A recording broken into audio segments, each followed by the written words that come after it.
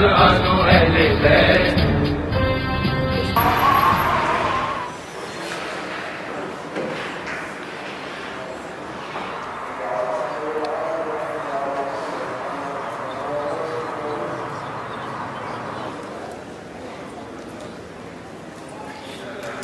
دین الهی و آورنده صفات کمالیه خدای متعال باید چگونه باشید؟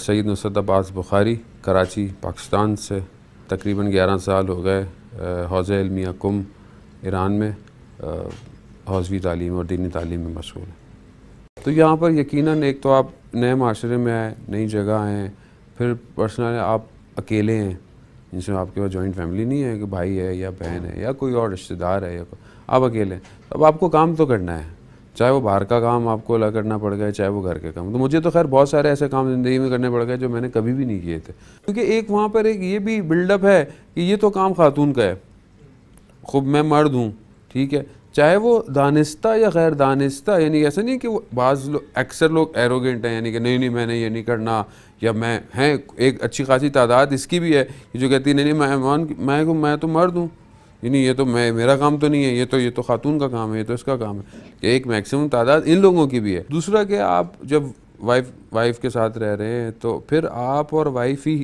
پورا گھر ہیں، یعنی اب آپ اس کے لیے سب کچھ ہیں اور وہ اب آپ کے لیے سب کچھ ہے. تو یقیناً جب ایک اور پھر لائف بھی نہیں سٹارٹ ہوئی ہو، شادی بھی نہیں ہوئی ہو، تو وہاں پر آپ کو اب کرنا ہے کہ اب وہ بیلنس کرنا ہے کہ اگر اس کو کچھ کرنا ہے یا آپ کو کچھ کرنا ہے. بیلنس کا مطلب ایکولیٹی نہیں ہے کہ بیلنس کا مطلب ہے، بیلنس کا مطلب ہے کہ آپ جسٹس کریں، ادھر جتنا آپ کر سکتے ہیں اس کے ساتھ کریں. یہ نہیں کہ ویسے برابر کہ مطلب وہ 2 گھنٹے اگر وہ کچن میں ہے تو آپ بولے میں نے بھی 2 گھنٹے کچن میں کام کرنا ہے، یس نہیں وہ ڈیفینیٹلی کچھ چیزیں لطافت پروردگار نے خاتون کے اندر دی ہوئی ہیں.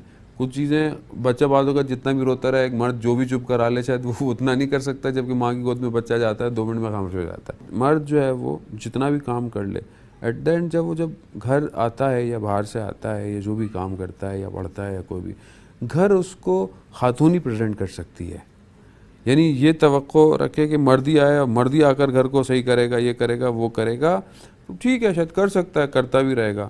لیکن وہ جو روایات کہتی ہیں کہ جب مرد گھر آئے، خاتون چاہے جتنی بھی گھر کے اندر مشکل ہو، جیسی بھی ہو، وہ مسکرا کے اسے ملے، اگر کوئی پریشانی بھی تو اس کا اس سے ذکر نہ کرے، پہلے اسے مسکرا کر ملے تاکہ اس کی جو باہر والی آیا ہے اسٹریس لے کر آیا ہے وہ وہیں رہے. شاید میں خود جاؤں تو میں خود جا کے کر سکتا ہوں، میں خود میں ابھی بھی جاؤں اور اگر جب بھی چھٹی پہ جاؤں تو جس حد تک میں کر سکتا ہوں میں کروں گا. میرے لیے کوئی وہ چیز کوئی آر یا کوئی چیز کوئی وہ نہیں ہے محسوس ہوتی ہے.